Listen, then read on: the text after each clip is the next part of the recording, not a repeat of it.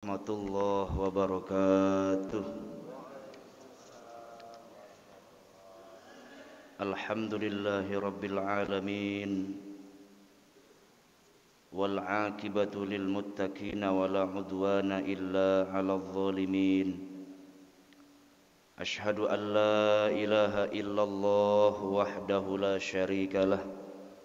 Wa ashhadu anna sayyidana wa nabiyyana Muhammadan abduhu wa rasuluh. Allahumma salli wa sallim wa barik ala sayyidina wa habibina wa syafi'ina wa maulana Muhammadin wa ala alihi wa ashabihi wa azwajihi wa dhurriyyatihi ajma'in. Rabbi shrah li sadri wa yassir li amri wahlul 'uqdatam min lisani yafqahu qawli. Rabbi zidna ilman nafi'a warzuqna fahman jayyida fil laili wan nahar. Bismillahilladzi la yadurru ma'asmihi syai'un fil ardi wala fis samai wa huwas samiul alim. A'udzu bikalimatillahi tammati min syarri ma khalaq. Allahumma bika asbahna wa bika amsayna wa bika nahya wa bika namut wa ilaikan nusyur. Allahumma inna nas'aluka khaira hadzal yawm wa khaira ma fihi wa na'udzu bika min syarri hadzal yawm wa syarri ma fihi. Allahumma faqihna fid din wa 'allimna ta'wil, amma ba'du. Faqad qala Allah ta'ala fi kitabihil karim, a'udzu billahi minasy syaithanir rajim. Bismillahirrahmanirrahim. Qul bifadlillah wa birahmatihi fabidzalika falyafrahu huwa khairum mimma yajma'un. Wa qala ta'ala aidan 'azza min qail, qalu subhanaka la ilma lana illa ma 'allamtana innaka antal alimul hakim. Wa qala Rasulullah sallallahu alaihi wa alihi wa sahbihi wasallam, min husni islamil mar'i tarkuhu ma la ya'ni. Shadaqallahul azim. Para jamaah sekalian, jamaah salat subuh dan juga kajian ahad subuh Masjid Quba yang insyaallah mudah-mudahan di waktu subuh yang penuh dengan keberkahan ini, semoga salat subuh berjamaah kita diterima oleh Allah Subhanahu wa taala. Dan juga apa yang kita niatkan dalam thalabul ilmi kita, berkenan Allah berikan kita ilmu yang bermanfaat, ilmu yang membimbing kita masuk ke dalam surganya Allah Subhanahu wa taala, ilmu yang menjadi syafaat dari Allah Subhanahu wa taala. Amin ya rabbal alamin. Tidak ada kalam yang paling utama melainkan kita bersyukur kepada Allah Subhanahu wa taala atas segala karunia nikmatnya sehingga kita bisa bangun dalam kondisi pagi-pagi sebelum datangnya fajar shadiq semata-mata untuk beribadah kepada Allah Subhanahu wa taala, baik salat subuh ataupun kewajiban thalabul ilmi. Tentu kita mohon kepada Allah mudah-mudahan segala bentuk pengabdian kita dalam ibadah salat, thalabul ilmi kita diberikan istiqomah oleh Allah Subhanahu wa taala. Salawat teriring salam yang selalu kita lantunkan kepada junjungan alam Nabi besar Muhammad sallallahu alaihi wa alihi wasallam. Para jamaah sekalian yang insyaallah dirahmati oleh Allah Subhanahu wa taala, mari kita awali taklim kita ini dengan membaca Ummul Quran suratul Fatihah. Semoga apa yang menjadi hajat dan maksud kita dalam thalabul ilmi ini berkenan Allah kabul segala hajat dan maksud kita, dan Allah berikan kita ilmu yang bermanfaat. Allah berikan kita ilmu yang bisa menjadi penolong di alam kubur kita. Allah berikan kita ilmu yang bisa menuntun kita masuk ke dalam surganya Allah Subhanahu wa taala. Ala hadhihi niyyah wa la kulli niyatin shalihah ila hadratin Nabil Mustafa Muhammadin sallallahu alaihi wasallam wa ala alihi wa ashabihi wa azwajihi wa dzurriyyatihi wa ahli baitihil kiram wa ila jami' ikhwanihi minal anbiya wal mursalin wa auliya'i wasyuhada'i was salihin wa sahabati wa tabi'in al ulama'il amilin, wa khususan ila muallif hadzal kitab wa ila jami'i walidina wa ila jami'i masyayikhina wa asatizina wa asatizatina wa ahli baitina wa dzurriyyatina tulabina wa talibatina wa ila jami'il muslimin wal muslimat wal mu'minina wal mu'minat bi barakatihim syai'ulillahi lahum. Al-Fatihah. A'udzu billahi minasyaitonir rajim. Bismillahirrahmanirrahim. Alhamdulillahi rabbil alamin arrahmanir rahim maliki yaumiddin iyyaka na'budu wa iyyaka nasta'in ihdinas siratal mustaqim siratal ladzina an'amta 'alaihim ghairil maghdubi 'alaihim waladdallin rabbighfirli amin. Bismillahirrahmanirrahim. Bismillahi subhanallah walhamdulillah wa la ilaha illallah wallahu akbar wa la haula wa la quwata illa billahil aliyil azim. Para jamaah sekalian yang insyaallah dirahmati oleh Allah Subhanahu wa taala, kita bersyukur bahwa kita sudah sampai pada bulan yang mulia, yaitu bulan Zulqa'dah. Kalau bahasa orang Cipondo mungkin bulan apit kali disebutnya ya. Orang enggak ada yang mau kawin di bulan apit. KUA sepi. Karena bulan Syawal udah habis semua yang kawin. Yang udah kawin aja pengen kawin lagi itu. Nah, kita bersyukur bahwa Allah sampaikan usia kita di bulan Hurum sebagaimana disebutkan Allah dalam Al-Qur'an, inna iddatash syuhuri indallahi isna asyara syahran fi kitabillah. Menurut para ulama tafsir, yang dimaksud minha arba'atun hurum adalah bulan Zulqa'dah, Zulhijjah, Muharram, Rajab. Ya. Nah, ini kita bersyukur karena masih diberikan waktu-waktu mulia. Kata Imam Ibnu Rajab Al-Hambali dalam Lataiful Ma'arif, di mana waktu yang dianggap mulia, yang dimuliakan oleh Allah, di sana seorang hamba beribadah kepada Allah, maka yudha'af fihi ajru amalih, amalnya dilipat gandakan oleh Allah Subhanahu wa taala. Apalagi kita setelah salat subuh yang hukumnya fardu ain dilanjutkan dengan thalabul ilmi yang hukumnya juga fardu ain.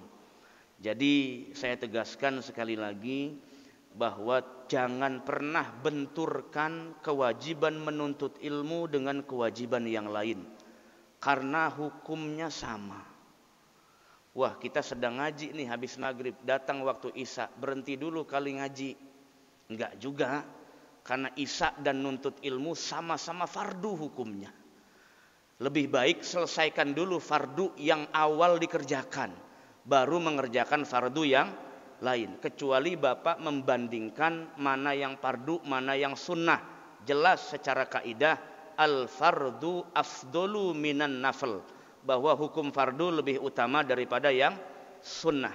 Tapi kalau Bapak ingin melihat begitu luasnya rahmat Allah, lihatlah dalam hukum-hukum sunnahnya Allah. An-naflu awsa'u minal fardi, bahwa hukum sunnah begitu longgar aturannya daripada hukum-hukum yang fardu. Jadi kita luar biasa ini, setelah salat subuh berjamaah nantakil ila fardin akhar, pindah kepada kefarduan yang lain, yaitu thalabul ilmi, yang pahalanya dahsyat luar biasa di sisi Allah Subhanahu wa taala. Karena disebutkan oleh Rasulullah, salah satu zat bekal yang bisa menaungi kita di alam barzah, alam pemisah baina dunia wal akhirah, adalah ilmu yuntafa'u bih, ilmu yang bisa diambil manfaat, baik subjeknya pelaku ataupun orang yang menerima kalau posisi dia sebagai muallim.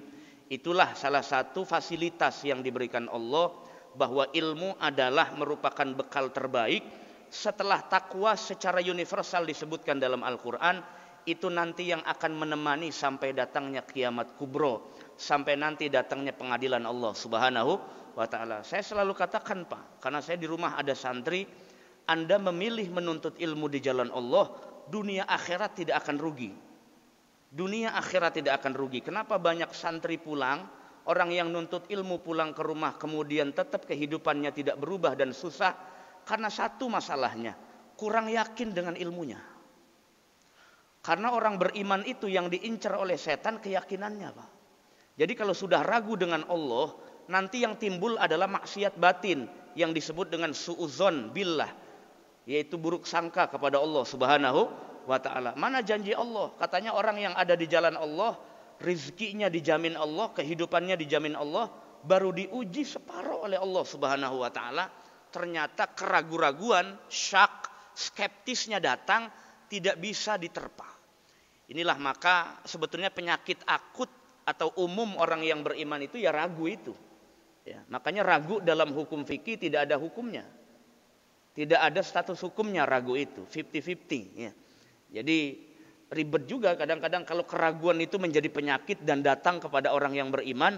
Setiap ibadah itu diselimuti oleh rasa syak, ragu-ragu sehingga nanti jangka panjangnya adalah mereka yasyukku anillah, ragu-ragu terhadap keberadaan Allah. Jangka panjangnya lagi, maka keluar daripada beriman kepada Allah Subhanahu wa ta'ala. Itu luar biasa dahsyatnya manipulasi setan, itu luar biasa, Pak. Yang kadang-kadang casingnya bagus itu padahal itu bisikan setan itu. Alhamdulillah dapat rezeki pagi-pagi. Kayaknya mah hasil tadi sholat subuh saya berjamaah ini karena rajin. Tuh. Padahal setan itu yang ngomong. Supaya hancur pahala subuh kita itu. Jadi ujub dalam hatinya itu. Supaya jadi setan menjebak. Orang yang beriman itu. Yang tadi amalnya yang sudah jadi ukuran dekat diterima. Ternyata datang diuji oleh Allah yang lain.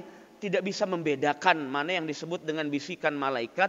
Bisikan Allah dengan bisikan setan yang disebut oleh sebagian ulama dengan kata makayidus syaitan. Makanya setiap sholat itu dianjurkan baca ta'awuz tuh begitu. Yang sunnah tuh jangan diremehkan dalam sholat. Kalau dianjurkan kata ulama baca ta'awuz sebelum qiraah baca Fatihah ya baca. Kalau kondisinya normal. Karena mana mungkin orang menghadap Allah dengan fasilitas ibadah fardu kalau tidak isti'azah minta perlindungan kepada Allah.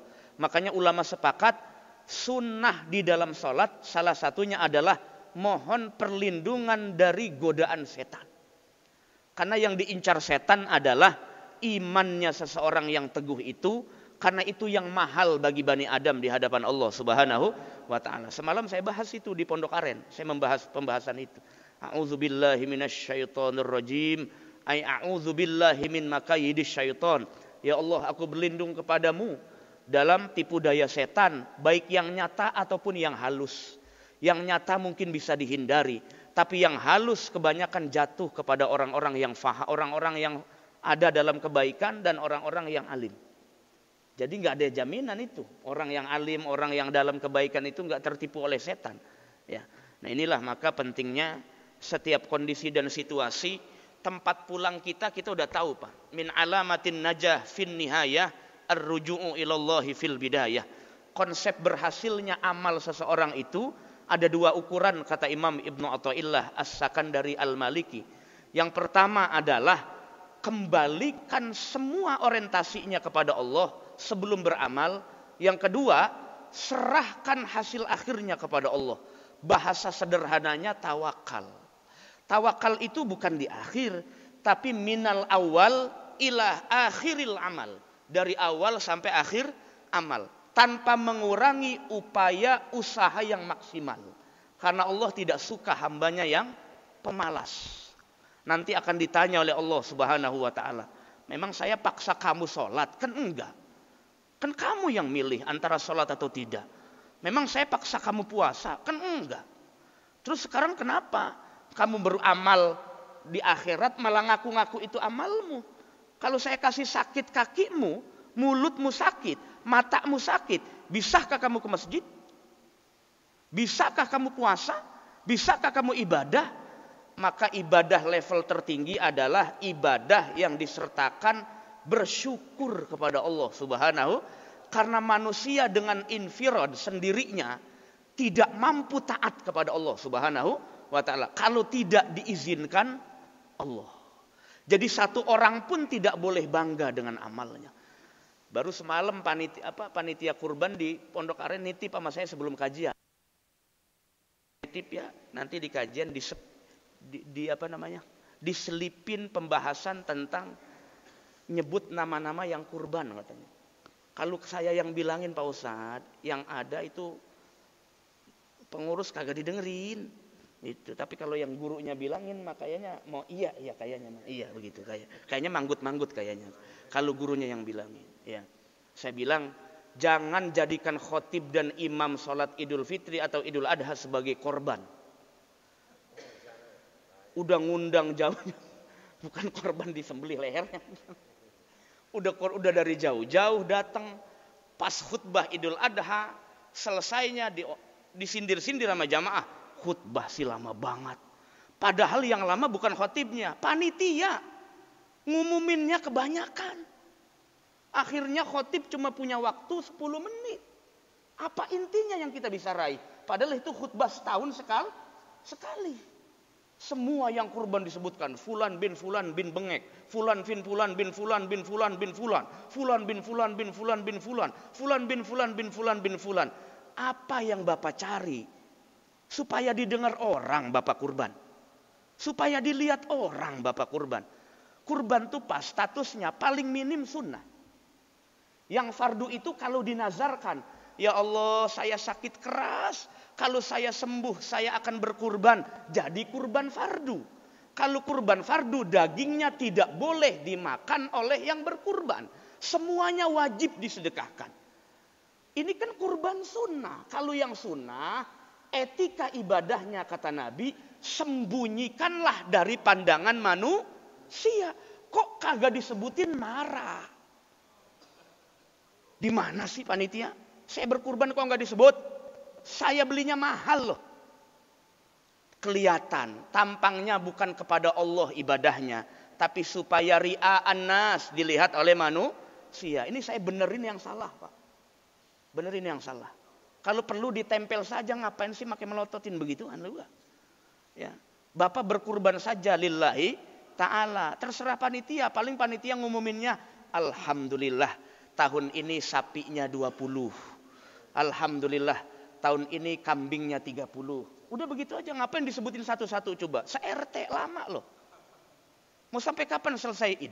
Nanti khotibnya lama, khotibnya bannya bocor pulang. Lama banget nih khotib nih, gue bocorin bannya begitu. Awas jangan jadikan khotib korban nanti. Jamaah jadinya marahnya sama padahal panitianya yang lama ngumumin tuh. Pas panitianya ditanya, saya didesak jamaah Ustaz. Lah siapa yang salah tuh jadinya tuh? Nah, ribet juga sih. Ya. Ini para jamaah sekalian rahmati Allah Subhanahu wa taala. Jadi idealnya ibadah tuh harus murni karena Allah Subhanahu wa taala. Apalagi yang pertama akan ditanya Allah ibadah salat. Kata ada sebagian jamaah tanya kepada saya, Pak Ustadz, kayaknya saya dari kecil udah belajar salat. Iya bagus, saya bilang. Kayaknya kalau sampai sekarang saya dibahas salat lagi, kayaknya mah udah bosen saya. Ternyata saya bahas lagi Pak salat dalam perspektif yang lain. Ternyata banyak nggak tahunya masih. Pantesan kata para ulama tuh orang yang sudah menuntut ilmu, kalau dalam dirinya sudah merasa tahu, ditutup ilmunya oleh Allah Subhanahu wa taala. Justru pelajar sejati adalah selalu merasa tidak tahu. Itu namanya pelajar sejati, penuntut ilmu sejati. Selalu merasa tidak tahu. Lam azal muta'alliman. Saya selalu merasa penuntut ilmu. Siapapun yang menyampaikan punya perspektif dan pandangan yang berbeda. Itu pun jadi ilmu baru buat saya. Makanya konsep saya dalam waktu saya pesantren dulu, guru selalu mengatakan, dimanapun kamu jangan pernah merasa puas terhadap ilmu, meskipun kamu sudah pelajari itu. Kalau gurunya berbeda, mereka punya sanad ilmu yang berbeda. Ambillah sanadnya. Sebagaimana Imam Bukhari berkilo-kilometer menemui gurunya demi mengambil sanad. Itulah tradisi para ulama, orang-orang soleh menjaga kewaroan dan juga kemuliaan ilmu itu. Inilah pentingnya. Maka nggak habis-habis Pak. Sholat itu kan tiap waktu, tiap hari kita ketemu. Kadang-kadang masih ada celahnya saja yang kita nggak paham ini. Nah ini para jamaah sekalian rahmati Allah Subhanahu wa taala. Yang ingin saya bahas itu pada pagi hari ini karena kalau di flyernya itu tauhid ya. Tapi ya nanti pasti ada kaitannya, nggak mungkin ya. Persoalan yang terkait dengan 3 rukun agama, iman, Islam, ihsan, itu paling tidak ada korelasinya tentang akidah ya. Nah, ada hukum yang sifatnya sunnah, ada hukum yang sifatnya fardu. Saya rasa yang mengajar usul fikih, yang mengajar, tapi kadang-kadang saya juga nggak paham kenapa usul fikih diajarin di masjid. Usul fikih itu ranahnya santri. Terus kalau Bapak paham usul fikih buat ngapain? Buat fatwa? Enggak juga kan? Jadi kalau santri itulah yang paham itu untuk menjawab pertanyaan itu. Di masjid sebelah ada lagi mustalahul hadis dibahas. Terus kalau Bapak paham, Bapak mau fatwa hadis. Kami saja yang komisi fatwa di MUI Kota Tangerang itu nggak belajar gituan Pak. Dulu di pesantren belajarnya. Itu. Ya cuman nggak apa-apa kalau sekedar buat wawasan. Tapi ada yang lebih urgen sebetulnya. Yang lebih bisa diaplikasikan. Kalau itu kan sifatnya metodologis.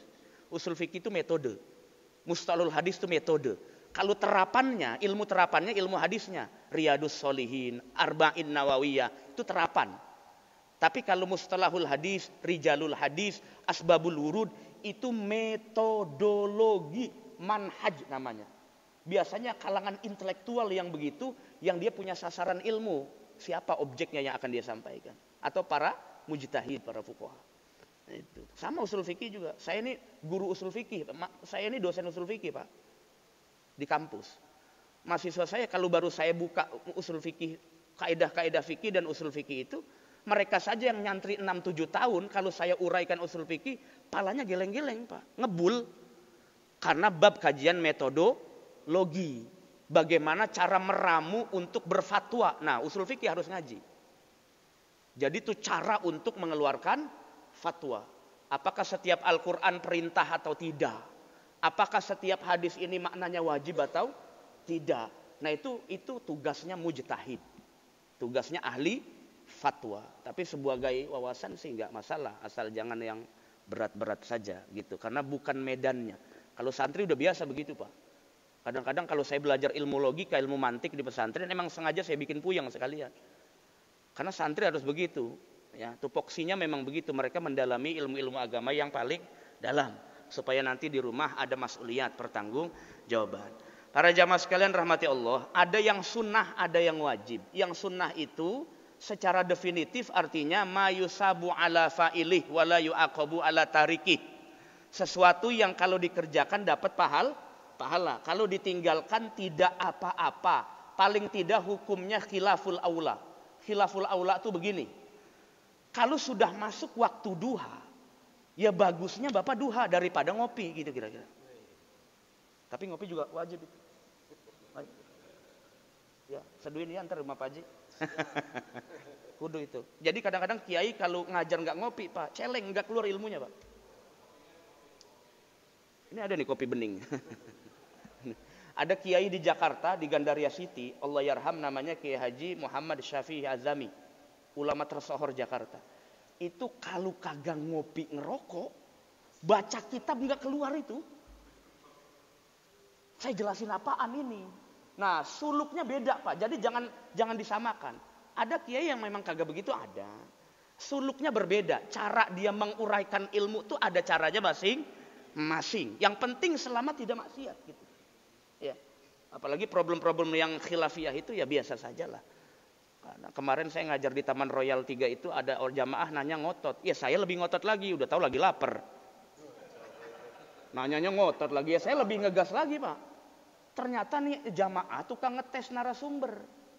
Setiap narasumber pertanyaannya sama. Pak Ustadz, apa hukumnya qobliyah Jumat? Katanya.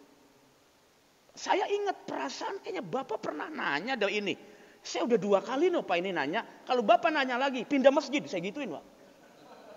Pindah masjid sekalian. Saya gituin. Pas selesai ngaji, Pak Haji, pengurusnya terima kasih sama saya. Terima kasih Ustadz, cuma Ustadz narasumber yang bisa nyekak dia. Karena dia mantan polisi. Kata saya, gua kagak peduli mantan polisi kagak. Gua orang Betawi sih. Saya kagak peduli, saya bilang. Lagi narasumber baru jawab 10 menit, langsung disekak. Jawab aja Ustadz. Lah kan gak sopan, Pak.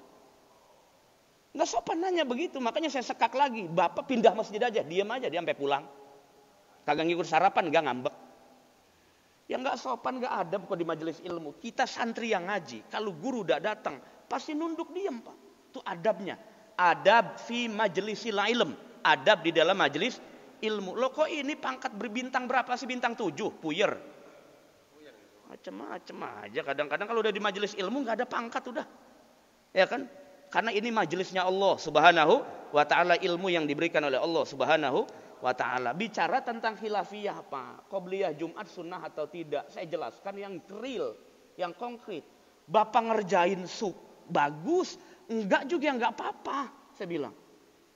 Emang dalilnya ada Ustadz? Ada, tapi pakai kias. Ikut ulama yang mengatakan bahwa qobliyah Jumat itu, Jumat pada prinsipnya badal sholat zuhur. Kalau sholat zuhur ada rawatibnya, wala siyama al-jum'ah, maka Jumat juga ada rawatibnya. Dalilnya kias. Kias boleh jadi hukum.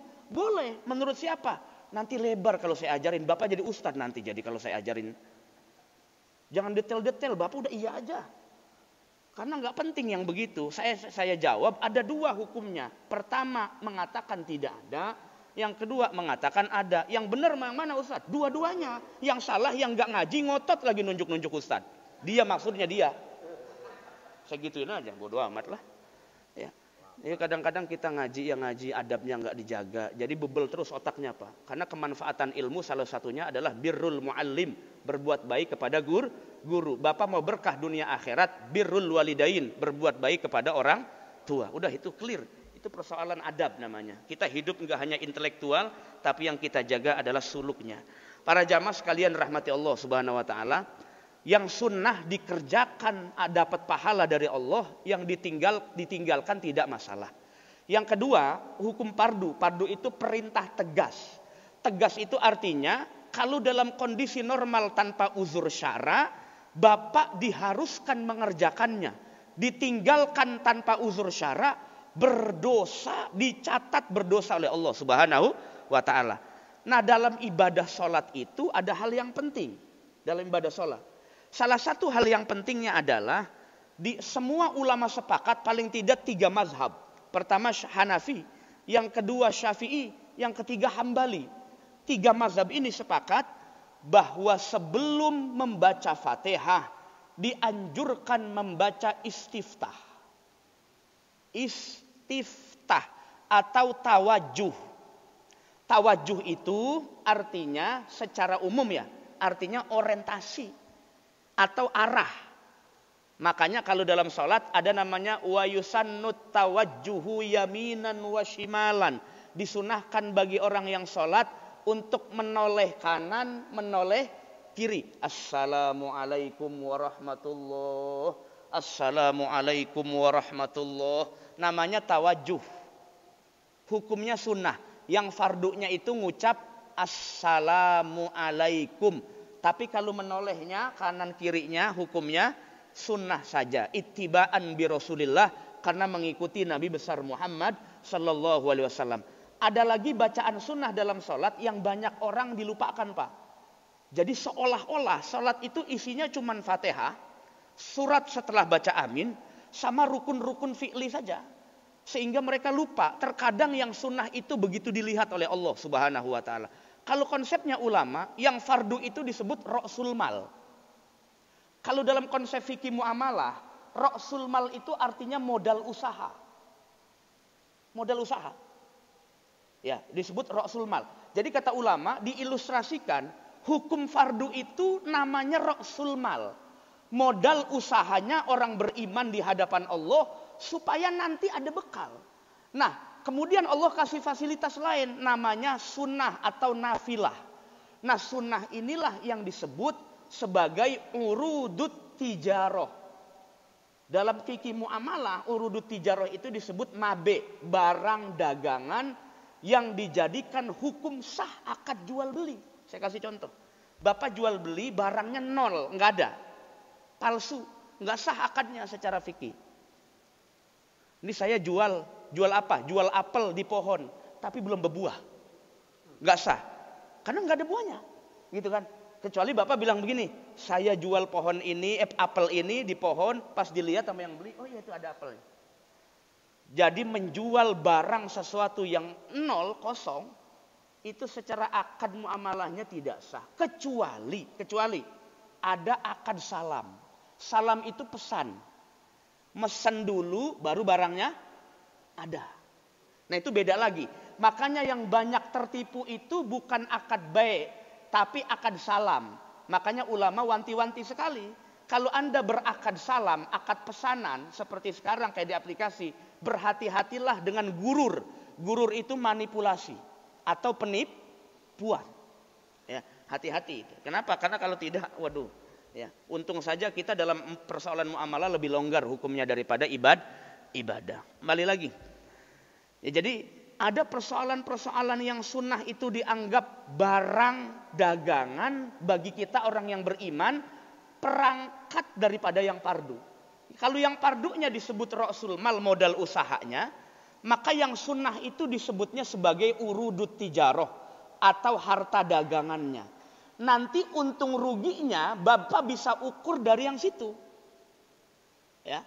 Kalau kira-kira dari urudut tijaroh atau barang dagangan yang sunnah-sunnah dalam status hukumnya itu ternyata tidak meningkat, maka secara hukum kualitas ibadahnya berarti merosot, Pak. Bapak selama ini ibadahnya rugi kita ini. Atau kalau yang fardunya tidak ada naik level dalam kualitas ibadahnya, maka orang semacam ini disebutnya sebagai orang yang khasir atau bangkrut nanti di hadapan Allah Subhanahu wa ta'ala. Jadi saya tekankan betul, tidak hanya kepada jamaah, saya pun di rumah saya tegaskan kepada santri-santri saya, tolong dalam ibadah yang fardu, kalau ada yang disunahkan, sunnahnya jangan ditinggal. Kalau kondisinya normal, ya. Kata Imam Ibnu Qayyim Al-Jauziyah. Ibnu Qayyim ini muridnya Imam Ibnu Taimiyah. Saya separuh nggak sependapat ini dengan ulama ini, karena agak tekstualistik. Tapi kok saya kagum ya, karena rajin nulis kitab aja itu.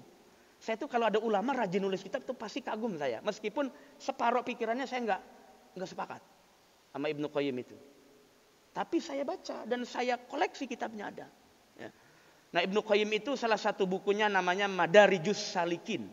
Ya, Ibnu Qayyim itu pernah menyebutkan jumhurul a'immah, kata beliau, semua para ulama sepakat ala anna tawajjuha mustahabbun fis shalah, bahwa sesungguhnya mengucap istiftah atau tawajuh itu disunahkan di dalam salat. Semua jumhur ulama termasuk Imam Ahmad bin Hambal. Bacaannya begini, Pak. Yang diajarin guru ngaji dulu. Allahu akbar kabiro walhamdulillahi kasiro wa subhanallahi bukrataw wajjahtu wajhiya lillazi fataras samawati wal ardu hanifam muslima wa ma ana minal inna salati wa nusuki wa mahyaya wa mamati lillahi rabbil. Kata ulama, jangan ditinggal baca itu, jangan. Meskipun status hukumnya sunnah. Karena kalimat itu kalimat penegasan. Salatmu untuk siapa? Selain niat loh. Salatmu untuk siapa? Hidupmu untuk siapa? Matimu untuk siapa? Kamu mengarahkan ragamu kepada siapa? Mengarahkan hatimu kepada siapa? Di situ isinya ada di dalam kalimat tawajuh. Wajah tu wajhiya lillazi fataras samawati. Aku mengarahkan fisik dan kolbuku kepada zat yang menciptakan langit dan bumi. Sesungguhnya hidupku, matiku, semuanya milik Allah Subhanahu wa ta'ala. Artinya orang itu eling sebelum ibadah bahwa konsep ibadah harus mengedepankan sikap melemahkan diri di hadapan Allah.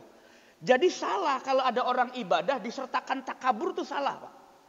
Ibadah itu harus disertakan rasa inkisar, zillat atau zallat, merendahkan diri di hadapan Allah Subhanahu wa ta'ala. Dari sekian banyak ibadah, posisi mana yang paling dicintai Allah? Kan ibadah yang inti ada 5. Ibadah yang inti dari rukun Islam itu kan salat, zakat, puasa, haji. Nanti dari yang 4 ini ada yang sunnahnya, Pak. Salat sunnah, puasa sunnah, sedekah sunnah, haji sunnah atau umroh. Iya kan? Pasti ada perangkat sunnahnya. Nah, yang saya tanya, dari 4 ini kan ada kaifiatnya, teknis ibadahnya. Contoh kalau sholat tuh hadisnya yang umumnya dipakai, shollu kama ra'aitumuni usolli. Meskipun hadis ini, kata ulama hadis, tidak bisa dipakai untuk umum. Kenapa? Karena hadis ini asbabul wurudnya, ada orang Yaman datang ke Madinah, belajar sholat dengan Rasulullah, ngaji dengan Rasulullah. Suatu saat Nabi ngelihat mukanya nih orang Yaman, kok kamu kayak sedih, memang kenapa? Rindu dengan keluarga ya Rasulullah, kami pengen pulang. Setelah ngaji itu sama Nabi lama, kata Nabi, irji'u ila abikum, ila ahlikum, pulanglah ke keluarga kalian, nanti keluargamu perintahin sholat ya. Sallu kama ra'aitumuni. Disitulah asbab kenapa Nabi ngomong sallu kama ra'aitumuni. Berarti hadis itu diperuntukkan untuk orang yang 2 tadi dari Yaman, bukan untuk Umum, karena Nabi sholatnya kan macam-macam. Ada yang begini, yes. Yang begini, yes juga. Yang begini, ada juga. Yang begini, ada juga. Terus hadis sallu itu berlakunya yang mana? Yang mana? Nabi nyontohin sholatnya banyak, yang mana? Sahabat ngelihat Nabi sholat banyak, yang mana? Disitulah ada otoritas hadis, ada understanding atau pemahaman hadis. Itu rumit loh Pak, ilmu mustalah tuh itu. Rumit itu kalau saya aja yang udah kuliah S3 kadang-kadang mending daripada ngaji hadis mendingan ngaji hadas. Ngaji hadas kecil hadas besar. Lebih gampang kayaknya tinggal mandi doang kuprak ya kan. Kalau belajar hadis susah Pak, nelitinya, beli kitabnya aja mahal. Saya beli kitab Fathul Bari hampir 2 juta. Pak. Makanya mahasiswa yang jurusan hadis miskin semua bokeh. Karena beli kitabnya mahal. Syiaru A'lamin Nubala karangan Imam Zahabi itu kitab Rijalul Hadis untuk meneliti para perawi hadis. Kitabnya Pak hampir 3 juta. Itu belum lulus kuliah, udah muplis tuh, udah bokeh duitnya itu. Boro-boro buat bayar wisuda itu. Iya, Arab gundul lagi, ngebul lagi palanya itu. Udah belajar gramatika Arab kagak juga. Nah itu, jadi dalam hadis itu banyak persoalan-persoalan yang dikupas. Artinya ternyata dalam persoalan-persoalan yang terkait dalam sholat ini ada meskipun sunnah, tapi ternyata dipandang sangat penting oleh para ulama. Salah satunya mengucap kalimat tawajuh. Begini Pak, ada orang yang tanya, Pak Ustadz memang baca iftitah tuh harus wajah tu wajhiyah? Ya kita jawab, tidak Pak. Ada hadis lain yang bacanya Allahumma ba'id baini wa bainak dan seterusnya. Ya, tidak harus itu saja. Tapi itu juga ada hadisnya dari Sayyidina Ali karramallahu wajhah. Kata Sayyidina Ali, saya sholat bersama Rasulullah dan Rasulullah itu baca setelah takbiratul ihram membaca wajjahtu wajhiya lilladzi fataras yang dulu sempat diperdebatkan di YouTube. Ya. Katanya yang benar wajah tuh saja, jangan pakai ini. Nah, santri saya tanya, ya saya jawab, memang benar wajah tuh saja. Saya jawab enggak. Guru kita yang dulu ngajarin kecil sholat sudah benar. Yang salah tuh yang enggak ngaji dan enggak baca kitab lain. Kalau dia baca kitabnya Imam Ibnu Al-Haythami dalam Majma'uz Zawaid, ada riwayat yang menggunakan ini wajah tuh. Sama datangnya dari Rasulullah. Persoalan begitu aja makai ribut berantem. Ya, kadang-kadang kita yang begitu diberantemin tapi yang lain enggak. Ya. Ini para jamaah sekalian rahmati Allah Subhanahu wa taala. Ternyata persoalan ini sangat penting. Kenapa? Karena kata para ulama termasuk Imam Ibnu Qayyim mengatakan orang kalau sudah terbiasa membaca tawajuh di dalam sholat, tidak terburu-buru dalam sholatnya, maka sudah menegaskan bahwa hidupnya, matinya, kehidupan dunia sampai akhiratnya semua diserahkan kepada Allah Subhanahu wa taala. Simbol, ya Allah, saya sholat untukmu, saya ibadah untukmu, saya hidup untukmu, saya mati juga untukmu. Maka cuma ibadah sholat yang punya posisi paling dicintai Allah. Apa Pak? Itu pertanyaan yang tadi sebenarnya saya ulang lagi. Kan dari yang 4 ini, mana yang paling dicintai Allah gerakannya? Kan kalau haji manasik ya, khudzu anni manasikakum, begitu hadisnya. Atau kalau puasa ya diajarkan Nabi ya berpuasalah ketika engkau melihat hilal, begitu saja. Teknisnya ya min tulu'il fajri ila ghurubi syamsi saja. Zakat bagi yang sampai nisab dan haul 1 tahun, begitu saja. Nah, kemudian dari yang 4 ini mana tata cara atau gerakan yang paling dicintai Allah? Salat kan banyak geraknya. Yang mana yang paling dicintai Allah? Sujudnya. Sujud itu simbol orang beribadah dan simbol orang murtad.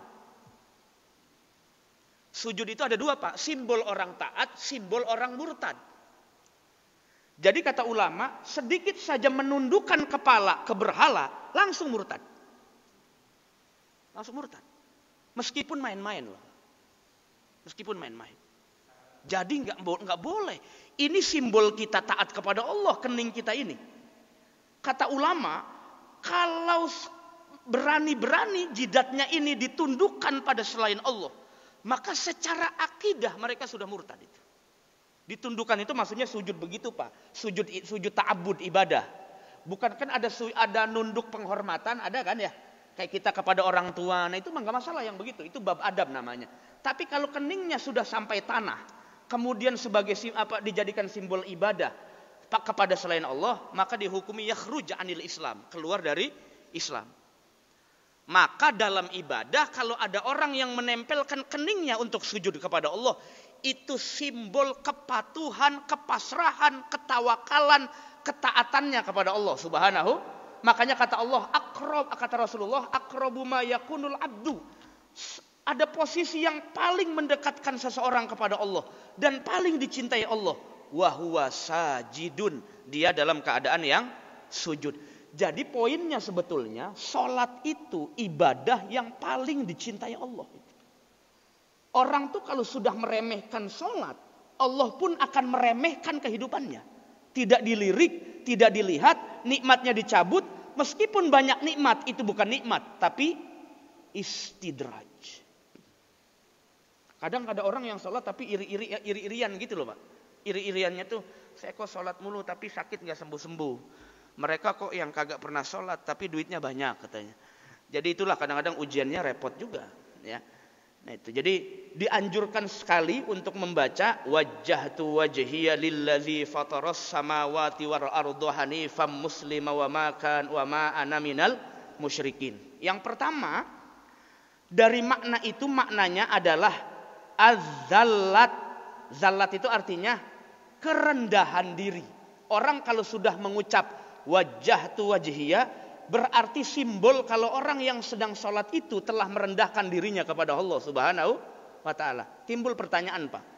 Merendahkan diri kepada Allah dengan merendahkan diri kepada makhluk, mana yang positif, mana yang negatif?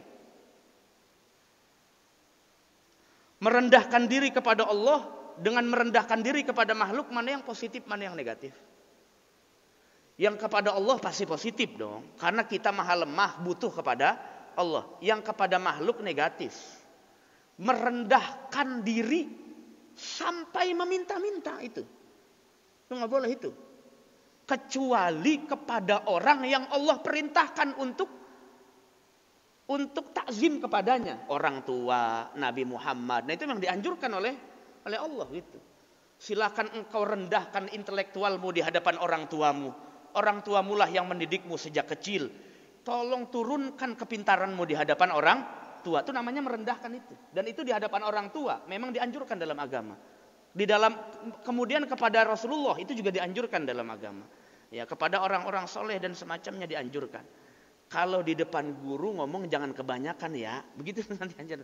Karena kalau ngomong kebanyakan nanti takut ngapa-ngapa doang. Ngapa-ngapa tuh maksudnya nggak kerasan hatinya.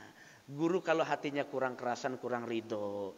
Yang dikhawatirkan adalah terputusnya barokah ilmu. Udah begitu. Saya dulu belajar begitu diajarinnya. Jadi kalau guru kurang ridho, kurang ikhlas, nanti takut ilmunya la yantafi, tidak manfaat. Orang tua kalau tidak ridho, tidak ikhlas, bapak kerja dimanapun, rizkinya diangkat keberkahannya oleh Allah Subhanahu wa ta'ala. Kalau mertua tidak ikhlas, maka rumah tangganya nanti diangkat keberkahannya oleh Allah Subhanahu. Itu semua keramat Allah yang kasih supaya sesama manusia saling mencintai dan tahu mana yang harus dia hormati, mana yang tidak. Ini para jamaah sekalian. Jadi konsep kata-kata wajah itu yang pertama adalah mengandung makna zillah atau merendahkan diri kepada Allah. Yang kedua adalah al-iftiqaru ilallah. Orang kalau sering mengucap wajjahtu wajhiya lillazi dalam salatnya, itu berarti sudah menegaskan bahwa dirinya merasa butuh kepada Allah. Saya tanya mari kita lihat. Kalau kita sekarang nggak sholat subuh, Allah marah nggak Pak? Kita nggak sholat subuh nih. Ini mah pandangan kita yang ngaji. Kalau kita nggak sholat subuh saat ini, Allah marah nggak? Banyak nggak Pak yang nggak salat subuh, bangunnya jam 10, jam 8, pas bangun tetap ceria? Banyak kan? Nah, kalau ada orang yang jawab Allah marah, taunya dari mana? Allah marah. Oh, gampang Ustaz. Apa? Karena meninggalkan kewajiban pasti Allah marah katanya. Nah, tahu Allah marah tuh dari mana? Kok hanya itu? Bukankah marahnya Allah tuh lebih kecil dari ampunan Allah? Dari mana? Nah, disinilah maka sebetulnya kita sholat atau tidak, kita zikir atau tidak, kita itu berjamaah atau tidak, Allah tidak butuh semua itu, enggak. Yang Allah butuh itu kesungguhan kita dalam ibadah, bukan ibadahnya, bukan. Maka sebetulnya yang maha butuh itu makhluk kepada Allah, bukan Allah kepada kita. Jangan pernah terbesit dalam hati manusia ini, termasuk kita nih, ya Allah, kayaknya gara-gara saya sholat ini akhirnya kampung damai atau itu yang begini nih, jangan Pak. Jadi dihilangkan bahasa seolah-olah Allah butuh dengan sholat kita, padahal nggak sama sekali ngefek itu, nggak sama sekali Allah butuh dengan apa yang kita ibadahi. Kemudian kalau seandainya nanti di akhirat kita disiksa Allah, apakah murni karena kita nggak ibadah? Bukan Pak, bukan karena itu sebetulnya. Tapi karena kita memilih pilihan, itunya tuh yang penting. Memilih pilihan, ketika dikasih pilihan oleh Allah, ternyata kok milih pilihannya bukan yang sesuai dengan tuntunannya. Itu namanya kan hidayah, pilihan itu ya. Kalau udah bisa ngerjain namanya, saya ulangi, lupa mungkin. Kan ngaji malam Senin pernah saya bahas. Kalau dikasih pilihan Allah namanya hidayah. Kalau sudah bisa ngerjain namanya taufik namanya. Kalau sudah bisa ngerjainnya namanya taufik. Jadi wabillahi taufik wal hidayah apa wabillahil hidayah wa taufik? Enggak sama, enggak ngapa-ngapa dibalik juga. Enggak ngaruh sebetulnya. Itu mukadimah doang. Iya, mukadimah doang. Atau ditambahin waridho wal, tapi secara struktur hidayah dulu baru taufik. Nah itu, ya. Nah yang terakhir itu iftikor namanya. Allah tidak butuh kepada kita, tapi kita pasti butuh kepada Allah di mana saja. Simbolnya adalah dengan disunahkan oleh para ulama mengucapkan tawajuh di dalam sholat. Jadi jangan ditinggal Pak, yang itu Pak. Jangan ditinggal yang sunnah-sunnah itu selama mampu mengerjakan, kecuali waktunya darurat. Yang terakhir adalah at-tawakkalu idhuwal qawi. Bertawakal kepada Allah karena Allah yang maha kuat. Siapapun di alam dunia ini yang terbesit merasa dirinya kuat, itu nanti bisa suatu saat dilemahkan Allah secara langsung. Enggak usah di sini deh, di tanah suci. Banyak orang cerita pulang haji, pulang umroh. Sedikit saja takabur di hatinya, dibayar cash, kontan nakdan. Kontan Pak. Kayaknya saya pernah cerita ya. Satu kisah yang orang terbesit di hatinya, saya masih muda, kaki saya insya Allah nggak panas pulang ke hotel. Ternyata belum sempat sampai hotel, baru 2 langkah dari Masjidil Haram, ambruk kakinya geseng Pak. Sampai pulang pakai kursi roda, sampai meninggal. Karena terbesit sedikit saja begini di hati, jangan nggak ucap enggak, di hati doang, nggak diucap. Di hati doang ngomongnya, emang apa tadi yang dibicarain Pak Haji?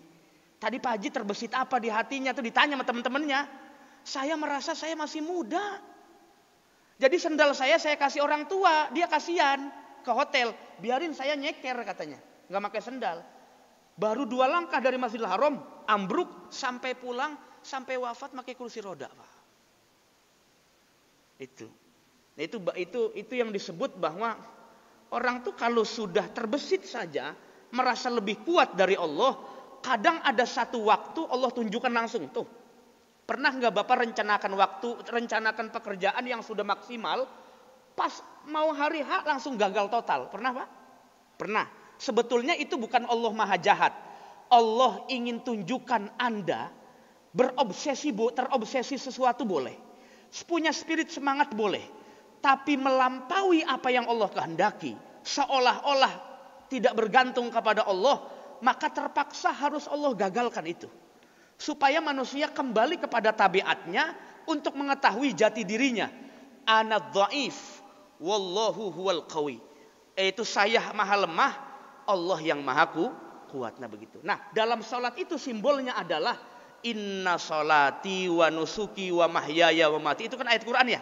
Nah itu kalimat itu simbolnya adalah Allah yang maha qawi wa nahnu dhaifun.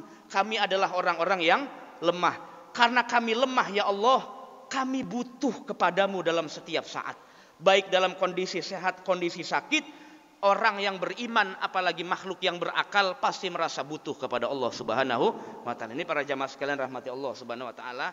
Jadi kadang-kadang yang kita sepelekan dalam persoalan sunnah, itulah yang bisa mengangkat kualitas pahala sholat kita di sisi Allah Subhanahu wa ta'ala. Apa yang kadang-kadang diremehkan dalam sedekah subuh, ternyata itulah yang bisa memperbaiki ekonomi secara rezekinya.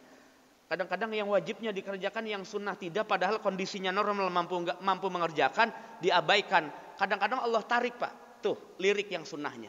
Sunnah itu juga sebetulnya perintah, cuman tidak tegas saja.